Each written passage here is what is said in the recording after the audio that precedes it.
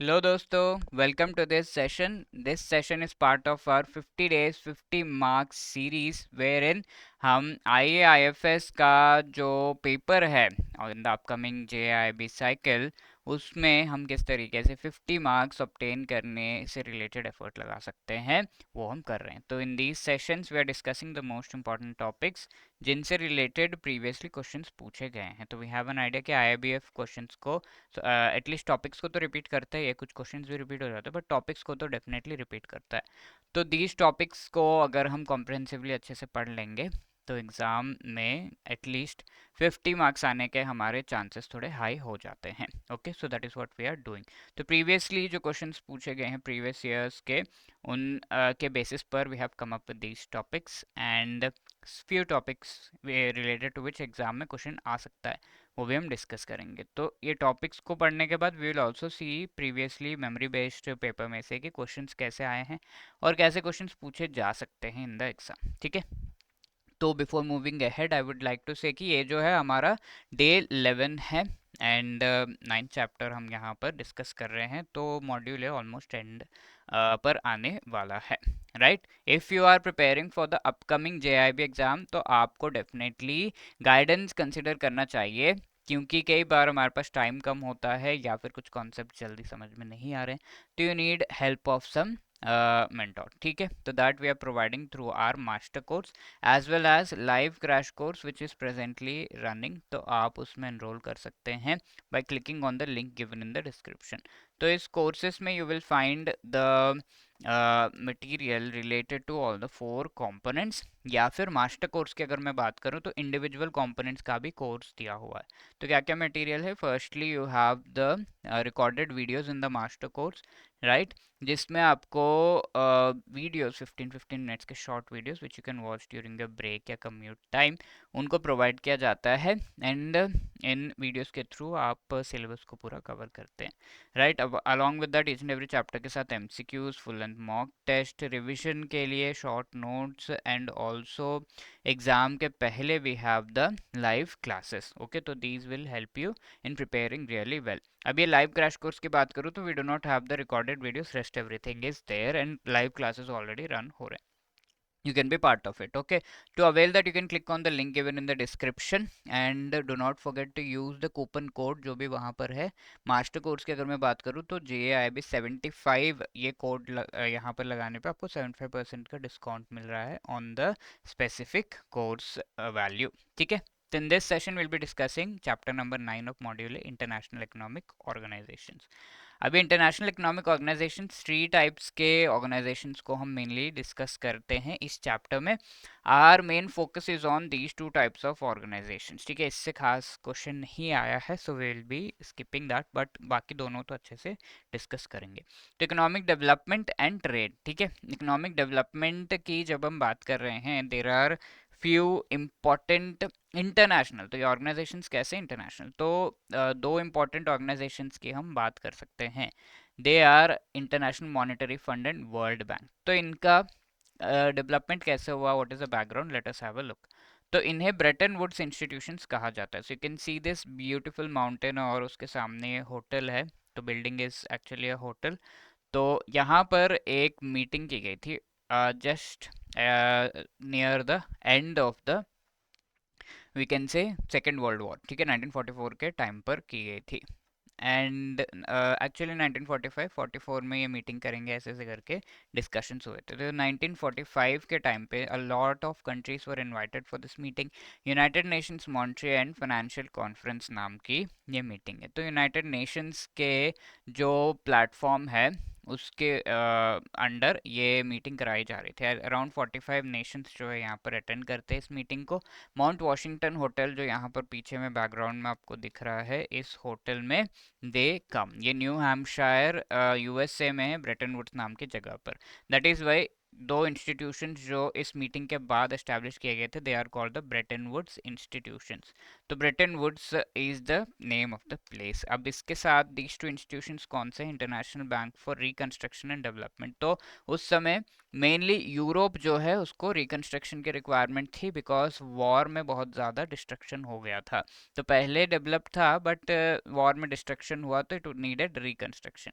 अभी देर वर various colonies like India, जो कि किसी और के अंडर जो है इंडिपेंडेंस नहीं था इनको, और धीरे धीरे इनको इंडिपेंडेंस मिल रहा था किसी और के under, like we were under the British. तो ऐसे जो कंट्रीज है उनको डेवलपमेंट की रिक्वायरमेंट है, तो उससे रिलेटेड एक इंटरनेशनल बैंक को बनाया गया। तो सिंपल है टू रिमेंबर। अब ये जो IBRD इसका नाम है, तो इसे आगे जाकर वर्ल्ड बैंक ग्रुप में इंक्लूड करके वर्ल्ड बैंक कहा जाने लगा। इसके साथ साथ एक और institution that is IMF, international Monetary fund, इसे एस्टैब्लिश किया गया। तो ब्रेटन वुड्स इंस्टीट्यूशन कौन कौन से हैं? Number 1 World Bank, number 2 IMF। ठीक है, तो these two are the Bretton Woods institution. Global integration इसका मेन एम है। तो सबसे पहले IMF के बारे में डिस्कस कर लेते हैं। IMF लार्जेस्ट पब्लिक लेंडर, यानी कि किसी भी we can say international organization के द्वारा लोन्स जो दिए जा रहे हैं, सबसे लार्जेस्ट अमाउंट IMF देता है।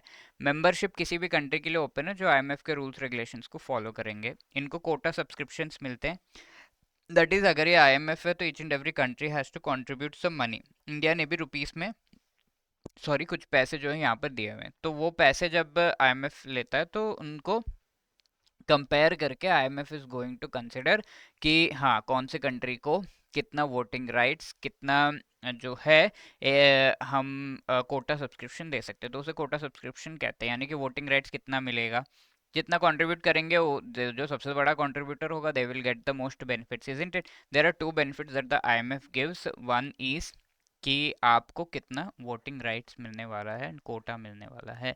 The other thing is the SDR allocation. ठीक है, तो ये SDR जो है स्पेशल ड्राइंग राइट्स इन्हें कहा जाता है। तो SDR को एलोकेट करने से रिलेटेड यहाँ पर IMF वर्क करता है based upon how much contribution each country has done. अब SDR क्या है, इसको एलोकेट करने का क्या मतलब है सर? ओके, तो SDR एक्चुअली एक रिजर्व एसेट इसे कहा जाता है, राइट? क्यों सर, क्या मतलब है रिजर्व एसेट का? अगर मैं आपसे पूछूं $1 के सामने कितने रुपीस होंगे आज के डेट में, यू में से 80 के आसपास, 83 90 ऐसा कुछ होगा। तो लेट्स से 80, तो ये क्या है? एक्सचेंज रेट है। बट IMF क्योंकि वर्ल्ड के सारे countries, every country of the world, a lot of countries of the world, they deposit money in IMF। तो how IMF is going to compare कि किसने कितना जो है पैसा दिया है? तो कोई एक कॉमन तो करेंसी होना चाहिए ना। तो initially it was dollar, but इसको जो है रिप्लेस करके IMF ने नया एक जो है रिजर्व एसेट लेकर आया, दैट इज द SDR। ठीक है, SDR के बेसिस पर डॉलर का भी एक्सचेंज है। 1 SDR is equal to let's say some $2 something like that, या फिर 1 SDR इज इक्वल टू ₹100 ऐसा कुछ हो। ठीक है, हर एक करेंसी के साथ इसको इसका एक्सचेंज रेट जो है IMF कैलकुलेट करती है। एंड इट एलोकेट्स कि अगर आपके पास लेट्स से ₹100 है, तो लेट्स से इंडिया को 10 SDR एलोकेट किया, तो how much India can withdraw? 1 SDR पे ₹100 विथड्रॉ कर सकते हैं। तो 10 SDR इंडिया के पास है तो इट विल विथड्रॉ ₹1000, है ना? तो डू यू गेट दिस? तो SDR सबको एलोकेट होता है, तो दैट इज SDR। तो quota, size of quota economy के बेसिस पर है। कोटा यानी कि वोटिंग राइट्स एंड कितना जो है पैसे दिए हैं उस, और वो सारी चीज़ें, इकोनॉमी कितना बड़ा है उसके बेसिस पर है। अब इस पूरे IMF को चलाता कौन है? देयर इज़ अ हेड, ठीक है, जिसे बोर्ड ऑफ डायरेक्टर्स कहते हैं। तो बोर्ड ऑफ डायरेक्टर्स में हर एक जो मेंबर कंट्री है वो अपना एक रिप्रेजेंटेटिव भेजती है, तो उसे governor, sorry board of directors ने बोर्ड ऑफ गवर्नर, तो इसे गवर्नर कहा जाता है। ठीक है, और ये हम कह सकते हैं इंडिया से जो पर्सन एक्चुअली गवर्नर बनकर यहाँ पर जाता है, that is the finance minister of India. ठीक है, I hope you have an idea on that. And governor ही नहीं, इनके साथ में there is requirement, let's say finance minister बीमार है तो कौन रिप्रेजेंट करेगा इंडिया को?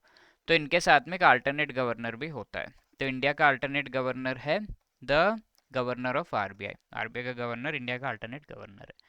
ठीक है, हर एक मेंबर कंट्री को, और साल में एक बार मिलते हैं ये बोर्ड ऑफ गवर्नर्स और मेजर डिसीजंस लेते हैं। अब साल में एक बार मिलते हैं, तो कैसे आईएमएफ चल रहा है? कंटिन्यूसली चल रहा है because of the executive board, जिसमें 24 डायरेक्टर्स हैं, 24 कंट्रीज से जो है ये बिलोंग करते हैं, डे टू डे बिजनेस को टेक केयर करते हैं। अब इंडिया के साथ आईएमएफ का क्या रिलेशनशिप है? इंडिया एक फाउंडिंग मेंबर रह चुका है, बिकॉज हमने ये कहा था ना कि ये वाली मीटिंग है, तो इस मीटिंग में इंडिया के रिप्रेजेंटेटिव्स भी गए थे। ठीक है, तो it is a founding member. और एच जो मैंने बताया, इसका जो वैल्यू है, एक्सचेंज अलग अलग मैंने बताया ना, तो this value is actually based on US dollar, euro, Chinese renminbi, 5 currencies, Japanese yen, British pound sterling, 5 currencies के बेसिस पर ये एच का value and exchange rates decide होता है। इंडिया का कोटा यहाँ पे 2.75% है, एंड फाइनेंस मिनिस्टर जो है गवर्नर है, and governor of RBI is the alternate governor. ठीक है, so there are few questions asked in the exam. Let us see which among the following statement is correct with respect to SDR। SDR related question है, तो let me tell you SDR यहाँ पर जो है ये एक reserve asset है। आप सोच सकते हैं कि SDR ऐसे कंपेयर कर रहे हैं तो ये करेंसी होगा, तो एक करेंसी नहीं है, किसी कंट्री का कोई करेंसी ऐसा नहीं है, ये एक एसेट है, खाली रिजर्व एसेट इसे कहा जाता है। Only for the purposes of comparison and providing loans and all ये यूज़ किया जा रहा है बाय आईएमएफ। तो it was created as a supplementary international asset. ठीक है, SDR serves as a unit of account of the IMF and other international organizations। Unit of account यानी कि कंपेयर करने के लिए डिफरेंट करेंसीज के साथ it is used. The collapse of Bretton Wood system, तो ये ब्रेटन वुड सिस्टम 1973 में increase the reliance on SDR as a global reserve asset. ठीक है, तो ब्रेटन वुड सिस्टम में क्या था, बहुत ज़्यादा जो हर एक कंट्री की currency and exchange rate dollar के बेसिस पर हम देखेंगे, ऐसा था। ठीक है, तो ये जो डॉलर के बेसिस पर एक्सचेंज रेट देखेंगे एंड हर एक कंट्री को डॉलर्स मेंटेन करना है, डॉलर के सामने उनको गोल्ड भी मेंटेन करना होता था, तो ये सारी चीज़ें मेंटेन करना बहुत डिफिकल्ट है, तो ब्रेटन वुड सिस्टम को हटा दिया गया। ठीक है, तो ब्रेटन वुड सिस्टम को सपोर्ट करने के लिए आईएमएफ, एचडीआर ये सब लाया गया था, बट ये हटा दिया गया, कंपलसरी डॉलर्स मेंटेन करने हैं, ऐसा कुछ रूल को हटा दिया गया। तो एक्चुअली इसने IMF as well as HDR इस पूरे रेजिम को वीक कर दिया था। तो इंक्रीज रिलायंस लिखा है, तो एक्चुअली डिक्रीज्ड द रिलायंस। ठीक है, एचडीआर पर रिलायंस को डिक्रीज कर दिया। HDR is nether currency nor claim on IMF, currency नहीं है, आईएमएफ पे क्लेम भी नहीं है। ठीक है, तो that is the thing, this is also correct statement. तो 1, 2 and 4 only are correct, so C will be the right answer. Okay, now IMF and India का और रिलेशनशिप अगर हम देखें तो 1944 में मीटिंग में थे, एक्स ऑफिशियो गवर्नर इसके जो फाइनेंस मिनिस्टर रह चुके हैं। 1970 में top 5 quota location permanent seat जो है इंडिया को मिली। 1991 में इंडिया को जो मनी की रिक्वायरमेंट थी डॉलर्स की, तो आईएमएफ ने प्रोवाइड किया। 2008 में एक बहुत बड़ा इशू हुआ था इंटरनेशनली, तो इकोनॉमिक स्लोडाउन के टाइम पे 4.5 बिलियन यूएस डॉलर्स भी आईएमएफ ने प्रोवाइड किए, and presently 6th largest quota subscription India के पास है 2.76% का, एंड वोटिंग शेयर इंडिया के पास कितना है, 2.63% का वोटिंग शेयर है। ठीक है, 2.76% का कंट्रीब्यूशन इंडिया ने किया एंड 2.63% का वोटिंग शेयर आईएमएफ ने इंडिया को दिया। Okay, now let us discuss a few of the functions. IMF का मेन फंक्शंस क्या क्या है? सर्वेलेंस मेंबर कंट्रीज के इकोनॉमीज पे। तो हमने देखा इंडिया में जब डॉलर्स की कमी हो गई तो आईएमएफ एक्चुअली हेल्प्ड इंडिया, है ना। तो आईएमएफ एक्चुअली ट्रैक रख रहा था कि इंडिया में ये इशू हो सकता है, एंड ये ट्रैक कैसे रख रहा था, बिकॉज उसको सर्वेलेंस के राइट्स दिए गए हैं with respect to economic policies of different countries, member countries. ठीक है, क्योंकि सर्वेलेंस कर सकता है, इकोनॉमिक पॉलिसी तुम्हारी ऐसी है वैसी है, सजेस्ट करके उसमें चेंजेस करवा सकते हैं। ठीक है, सजेस्ट ही कर सकते हैं, चेंज नहीं कर सकते obviously. Temporary balance of payments. ठीक है, जब इंडिया में बैलेंस ऑफ पेमेंट पेमेंट करना था हमें डॉलर्स में, बट उसके लिए बैलेंस ही नहीं है हमारे पास, तो वो एक क्राइसिस क्रिएट हुई थी। ऐसे क्राइसिस में आईएमएफ कैन एक्चुअली हेल्प। ठीक है, साथ के साथ लो इनकम कंट्रीज को भी हेल्प करता है, एंड एक्सटर्नल फाइनेंसिंग, जैसे बाहर कंट्रीज से आपको लोन्स वगैरह चाहिए तो वो भी आईएमएफ प्रोवाइड करने का काम करता है। इंटरनेशनल मॉनेटरी सिस्टम को स्ट्रॉन्ग बनाने का काम, ग्लोबल सप्लाई इंटरनेशनल रिजर्व्स का जो है उसे बढ़ाने का काम एचडीआर के थ्रू। इंटरनेशनल रिजर्व्स एचडीआर सबको सप्लाई कर रहा है, तो इंटरनेशनल रिजर्व्स जो है सबको सप्लाई हो रहे हैं। डिफरेंट करेंसीज में भी एक्सचेंज वो एक दूसरे के साथ कर पा रहे हैं। कैपेसिटी इंक्रीज करना bye improving technical assistance and training जो है कंट्रीज को प्रोवाइड करके कैसे वो चीज़ों को संभाल सकते हैं, ये भी प्रोवाइड कर रहा है। एंड इंफॉर्मेशन एंड रिसर्च के through it is helping in different fields. ठीक है। Now this is one question from May 2023. Which among the following is or are the functions of IMF? ये पूछ लिया। Surveillance over member country policies, economic policies, yes. Combating poverty in low income countries, yes. ये भी है। ठीक है, कई बार हम इसको इग्नोर कर देते हैं कि लो इनकम कंट्री में तो कुछ नहीं है, बट ये भी है। Strengthening international monetary system, yes. And increasing global supply of international reserves, तो ये चारों ही है। So D 1, 2, 3 and 4 will be the right answer.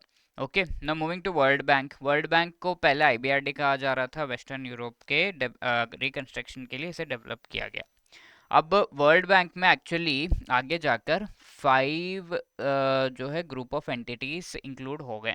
What are this 5 entities? Let us see. तो फर्स्ट वन है आईएफसी 1956 में, इंटरनेशनल फाइनेंस कॉरपोरेशन। ये जो है लोन्स प्रोवाइड करता है कमर्शियली।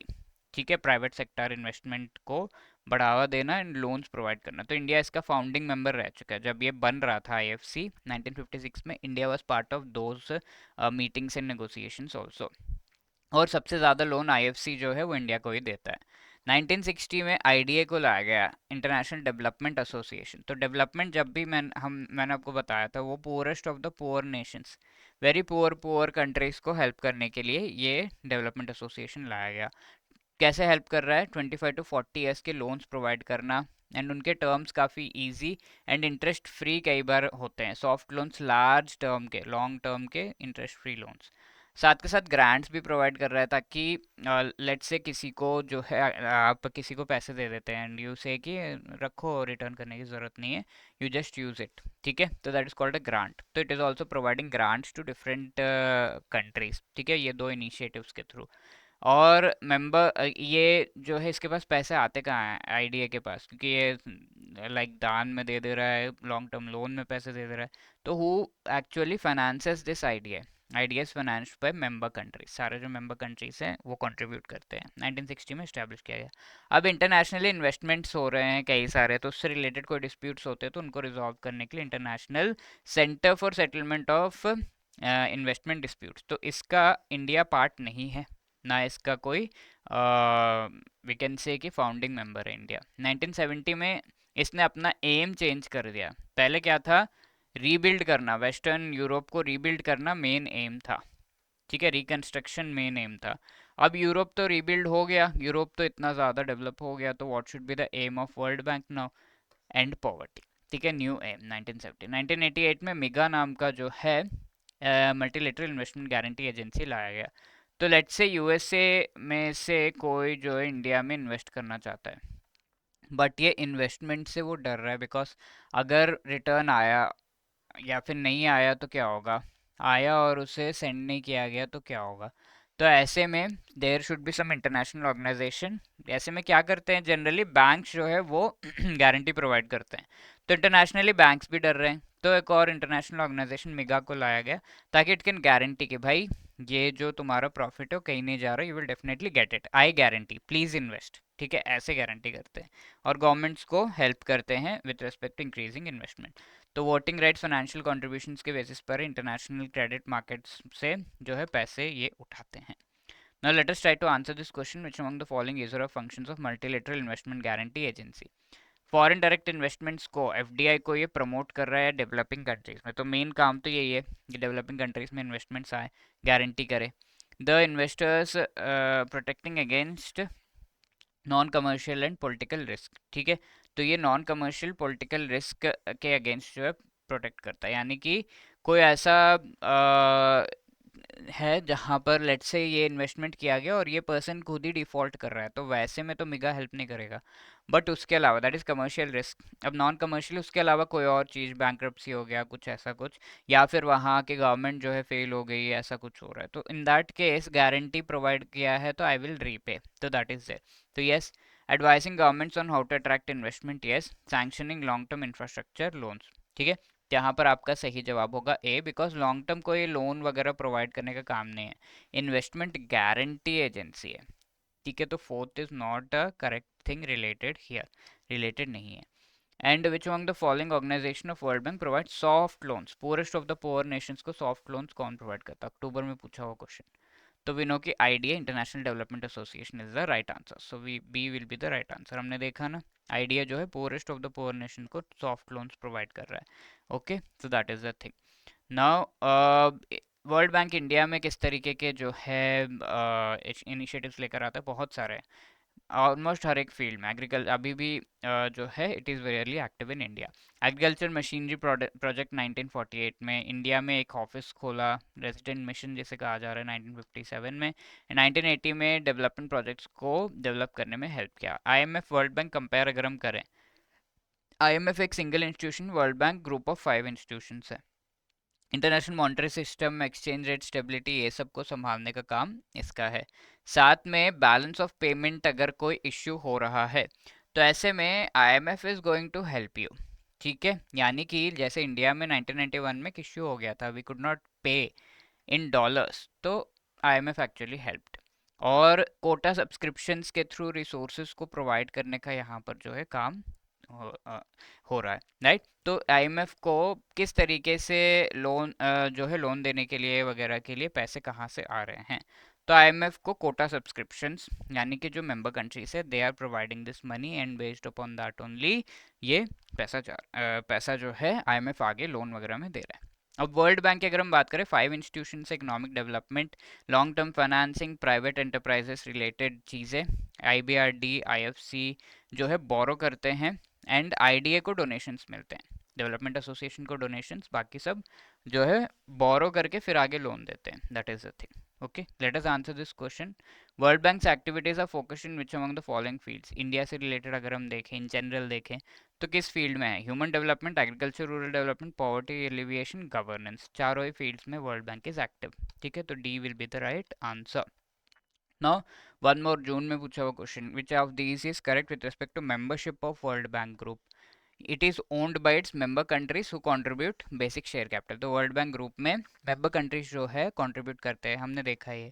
वोटिंग राइट्स प्रोपोर्शनेट होते हैं शेयर होल्डिंग के। Yes, membership confers basic voting rights जो है मेंबरशिप की वजह से उन्हें मिल रहा है। दैट इज ऑल्सो करेक्ट ना। तो D, all of the above will be the right answer. तो ये चीज़ें तो काफ़ी जेनरिक है। अब third organization, that is world trade organization. तो ये इसके बारे में हमने कहाँ डिस्कस किया था? यस, ग्लोबलाइजेशन वाले कॉन्सेप्ट में, है ना, डी ग्लोबलाइजेशन एक्चुअली। यहाँ पर हमने देखा चाइनीज प्रोडक्ट्स बकेट्स इंडिया में लेट से आ रहे हैं, तो हाउ ये 50 में बिक रहा है और इंडियन वाला 60 में बिक रहा है, तो how you can protect? We spoke about 3 ways, do you remember? Yes, ये 3 वेज डब्ल्यूटीओ बताता है, tariffs, quotas and non tariff barriers. तो those are given by WTO. तो उस कॉन्टेक्स्ट में हमने डब्ल्यूटीओ का डिस्कशन किया। तो WTO is world trade organization, 1948 में एक जनरल अग्रीमेंट की गई थी on tariffs and trade, GATT जिसे कहा जा रहा है। एग्रीमेंट था, कोई ऑर्गेनाइजेशन ने एस्टैब्लिश किया था। तो जैसे ट्रेड है, ये किस चीज़ का ऑर्गेनाइजेशन है? ट्रेड का। तो ट्रेड रिलेटेड एग्रीमेंट कर लिया, हाँ, उन्होंने सोचा चलो ठीक है काफ़ी है, बट आगे ये समझ में आया कि एक ऑर्गेनाइजेशन बनाने का ज़रूरत है। तो देखिए केप्ट नेगोशिएटिंग कि कैसा होना चाहिए, क्या करना चाहिए, कैसे बनाना चाहिए। एंड 1995 में फाइनली उरुग्वे नाम के कंट्री में नेगोशिएशंस हुए, बहुत सारे कंट्रीज जो वर्ल्ड ट्रेड ये सॉरी ये जीएटीटी एग्रीमेंट के पार्ट थे। They came and they decided कि हम एक ऑर्गेनाइजेशन एस्टैब्लिश करेंगे, and that will be called the world trade organization, जिसका हेडक्वार्टर्स जेनीवा में होगा। ठीक है, तो इसका टॉप डिसीजन मेकिंग बॉडी कौन सा है? गवर्निंग काउंसिल नाम का एक बॉडी है। इसमें काफ़ी सारे कंट्रीज हैं, एंड द मेन थिंग है ट्रेड में क्या होता है, लेट से हमने ये कह दिया कि ये जो चाइनीज़ सामान है उस पर हम टैक्स लगा रहे हैं 15 रुपए का, तो चाइनीज इसमें ऑब्जेक्ट करेंगे, तो इससे related there should be some document which they can refer, and that is called an agreement. तो मेन चीज़ है डब्ल्यूटीओ का रोल कि एग्रीमेंट्स लेकर आता है, एंड उस एग्रीमेंट के बेसिस पर सारे डिसीजंस होते हैं। तो package of agreements, multilateral negotiate, अब एग्रीमेंट हुआ, नेक्स्ट नेगोशिएट करेंगे इंडिया चाइना के कैसे डिस्प्यूट को सेटल किया जाएगा, एंड इन्फॉर्मेशन प्रोवाइड करने का काम डब्ल्यूटीओ का है। तो these are the main aims, right. तो ये चीज़ें हमने डिस्कस की। एंड डब्ल्यूटीओ की अगर हम बात करें तो 1948 में जब ये बना था तब India was a founding member of it. तो ये इंपॉर्टेंट फैक्ट्स हैं।